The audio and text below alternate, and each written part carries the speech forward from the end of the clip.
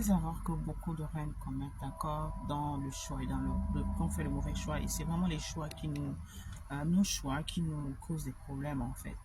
Et une chose dont j'ai envie de parler, en fait, aujourd'hui, c'est vraiment le fait d'être avec quelqu'un que tu sais dès le début, lorsque vous êtes en train de commencer, qui te coûte, et te fait la cour, et tu vois déjà c'est quelqu'un qui te dit en fait qui n'a pas d'intérêt dans ce que tu fais, qui n'est pas quelqu'un qui t'encourage dans tes rêves, qui n'est pas quelqu'un qui t'encourage en fait d'accord, qui veut te voir briller. C'est très dangereux d'être avec un homme insécure.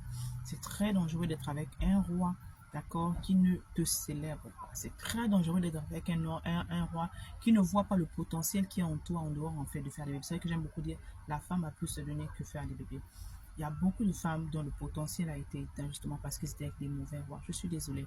L'homme qui t'aime, ton roi de destinée, est censé voir en toi la reine qui est en toi, en dehors des formes, en dehors de la capacité de procréer, etc.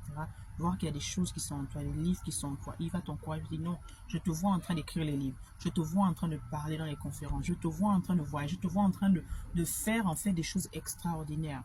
Le roi qui était numéro 2 n'est pas jaloux de ta réussite. Si tu es avec quelqu'un qui a du mal à voir en fait, d'accord, il a du mal en fait à te voir briller, il t'interdit de faire certaines choses qui sont des choses en fait que tu aimes faire ou des choses qui vont t'aider à t'épanouir. En fait, tu rencontres quelqu'un à peine, il te dit non, tu peux arrêter de travailler, tu restes à la maison, je vais m'occuper de toi, etc. Fais red flag, fais très attention en fait. Il n'y a rien de tel que de voir la femme. La Bible dit en fait que la femme travaille, d'accord, d'une main joyeuse en fait. Elle doit faire, c'est-à-dire qu'elle doit faire ce qui lui fait du bien. Lorsque tu prives à la femme de faire ce qui lui fait du bien, mais tu ne l'aimes pas en fait. Tu fais en sorte qu'elle puisse sécher en fait, d'accord, son potentiel s'éteint. Parce que la seule chose qu'elle sait faire en ce moment, c'est juste te donner des bébés. Et c'est vraiment égoïste.